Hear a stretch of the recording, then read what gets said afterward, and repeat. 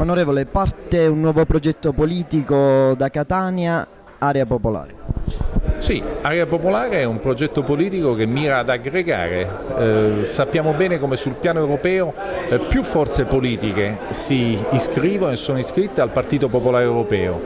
da Forza Italia all'UDC con il nuovo centrodestra del quale io sono e continuo ovviamente a far parte, e tutte vanno all'interno del Partito Popolare Europeo. Oggi Area Popolare vuole essere uno strumento di aggregazione perché anche al Comune di Catania ci possa essere una presenza su valori moderati del Partito Popolare che guardi all'economia sociale di mercato, che stia attento a chi è rimasto indietro. Quindi su questi valori ci siamo confrontati, ci siamo trovati su posizioni comuni e quindi cominciamo un percorso comune con i 5 consiglieri comunali che hanno aderito, ma siamo ovviamente aperti a quelle che potranno essere nuove adesioni che potrebbero maturare nei giorni che verranno.